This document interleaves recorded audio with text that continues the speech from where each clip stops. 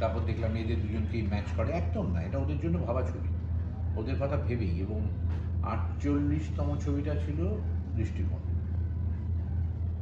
49 একটা ওদের একটা ছোট্ট ছবি, কিন্তু কেউ 49 করতে চায় না। কেন আমি ওদের 49তম ছবি করবো, কাজে 50 করবো। আমি ওয়েট করছিলাম যেই ওই একটা ছোট্ট ছবি ওরা করেছে, তার মধ্যে ওদের অ্যাপিয়ারেন্স ছিল, কিন্তু ওটা কাউন্ট হবে তো, ওটা 49টা যেই হয়ে গেছে সঙ্গে সঙ্গে 50th কথাটা বলা হয়েছে।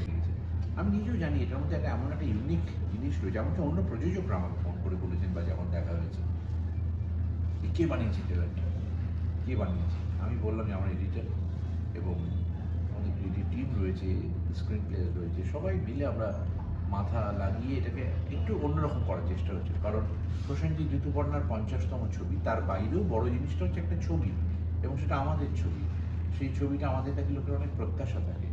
তারা জ্যেষ্ঠপুত্র, দৃষ্টিকোণ, অর্ধাঙ্গিনীর পর আবার একটা ভালো ছবি দেখতে চায়। সেরকম এদের ক্ষেত্রে তো ইজি নয় একটা গল্প বলাটা, এটা 8-10 জন বাকি অভিনেতা অভিনেত্রীর জুটির মতো নয়। এই নিয়ে দর্শকদের অনেক চাহিদা আছে, দর্শকের অনেক রকমের ভিতরে ভিতরে লেখা চিত্রনাট্য আছে, তাদের ইচ্ছে অনিচ্ছা আছে, যেগুলো কেটার করতে হবে। তাই সেইভাবে আমরা চেষ্টা করেছি আমাদের সাধ্য মতো। যেটা বলছিলে যে দর্শক হয়তো চায় না যে ওরা মিলুক, কোনোদিন চায় না, কোনোদিন চায় না। ওরা একদম হ্যাপিলি লিভড এভার আফটার একদম চায় না, তাহলে তো শেষ হয়ে গেল। একটা সময়, একটা মিল, একটা ভালো লাগা। অমিতাভ বচ্চন, রেখা কোনোদিন লোকে চাইবে না যে একসাথে মিল হোক এবং ওরা একই বাড়িতে থাকে, কেউ চাইবে না। ওদের কষ্টগুলো লোকের আনন্দ, ওদের অসুবিধেগুলো ওদের লোকের আনন্দ, ওদের অস্বস্তি লোকের আনন্দ, ওদের দূরত্বটা লোকের আনন্দ। প্রসেনজিৎ ঋতুপর্ণার ক্ষেত্রে ঠিক তাই। ওরা যতটা অসুবিধের মধ্যে থাকবে কিন্তু একটা বন্ধনে থাকবে, সেইটাই লোকের কাছে দারুণ। তাই ওদের দর্শকের একটা লেখা চিত্রনাট্য অনেকদিন ধরে থাকে, এবং এদের নিলে পরে সেই চিত্রনাট্যটাকে মান্যতা দিতেই হবে। একটা সময়কে ধরতে হবে, তো একটা সময়কে তুলে ধরতে হবে। এবং একটা আমাদের যেদিন আমরা থাকবো না পৃথিবীতে, আমাদের ছবিগুলো থাকবে, সেটা একটা সময়ের কথা বলবে, সেটা একটা সময়ের দলিল হয়ে থাকবে। তাই সেটা আমাদেরও রেসপন্সিবিলিটি সেই জিনিসগুলোকে পোর্ট্রে করা, যে মানুষ কীরকম কীরকম সময়ের মধ্যে দিয়ে গেছে। সবসময় একটা ধর্মযাজকের মতো বা কখনো একজন একটা বিরাট পলিটিশিয়ানদের মতো দাঁড়িয়ে একটা সামাজিক স্টেটমেন্ট করতে হবে, ওরকম গোদা জিনিসটা বলছি না। কিন্তু ওভারঅল সব কিছুর মধ্যে দিয়ে একটা সময়কে ধরা যাবে, একটা ভালোবাসার স্ট্রাগলের পিছনে ছোটোখাটো কারণ বোঝা যাবে। ঠিক তেমনিভাবে বিবাহিত জীবনের গল্প বারবার করে বলা, এবং ভবিষ্যতে আমি বলবো, কিন্তু তার মাঝখানে নবকীর্তন, সিনেমাওয়ালা, এই ছবিগুলো তো থাকবেই। তুমি যদি খুব ভেবে দেখো, ওটাও তো একটা বিবাহিত জীবন, নবকীর্তন। তুমি যদি ভেবে দেখো সিনেমালায় পরম সোহিনীর জীবনটাও তো একটা বিবাহিত জীবন। তাদের একটা অদ্ভুত ক্রাইসিসের মধ্যে দিয়ে শ্বশুর মশাইয়ের সাথে অ্যাডজাস্টমেন্ট, কাজে একটা গৃহস্থালী আছে, তার মধ্যে একটা বৃহৎ সামাজিক আন্তর্জাতিক আলোচনা হচ্ছে সিনেমালাতে। একটা লোকাল সমস্যাকে একটা আন্তর্জাতিক সমস্যা দিয়ে, ভালোবাসার প্রতি খুব মানুষের বিশ্বাস কমে গেছে আমার মনে হয়।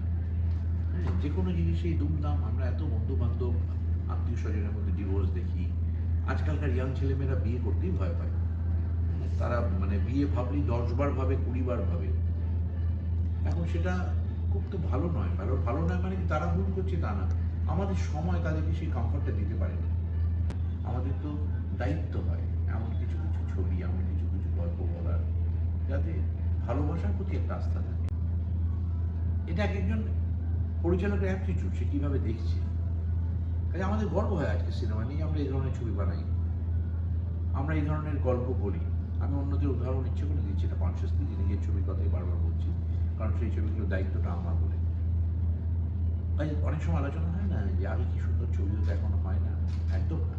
এখন যে গবেষণা হয়েছে আগে হয়নি। এখন সমাজের ছোটোখাটো খুঁটিনাটি জিনিস নিয়ে পরিচালকরা নানান রকম ছবি করেন। সেই ছবি খুব ভালো হতে পারে, সাধারণ হতে পারে, খুব খারাপ হতে পারে। আগেকার দিনে সেগুলো হয়নি কিন্তু। কাজেই আজকের দিনে যে কিছুই হচ্ছে না, এই কথাটা একদম আমি বিশ্বাস করি না। এবং আমি বিশ্বাস করি যখন আমাদের শ্রদ্ধেয় পরিচালকরা ছিলেন, তাদেরকেও শুনতে হয়েছে আজকের দিনে কিছু হচ্ছে না, আমি কি সব ছবি দেখেছি। হাহু দাসের একটা সংস্কৃতি আছে তো। Have you also used waves as a metaphor in your এটা নিয়ে আমি কিছু বলবো না, but it's a good question. এইটুকুই আমার উত্তর। খুব ভালো, এবং সত্যি তো তাই। আমরা একটা পোস্টারে লিখেছি যে সমুদ্র কিচ্ছু নিয়ে নেয় না, সব ফিরিয়ে দেয়। তাই তুমি যদি ট্রেলারে লক্ষ্য করো, বলছে যখন একটা বলেই একটা বাচ্চাদের খেলনার চাকা ছিল, আর তার সাথে ট্রেনের চাকাগুলো ছিল। কাজে এইগুলো খুব ইম্পর্টেন্ট। ছোটবেলার মতো তো বর্ণময় থাকে না চাকা। কখনো কখনো প্রাণ নিয়ে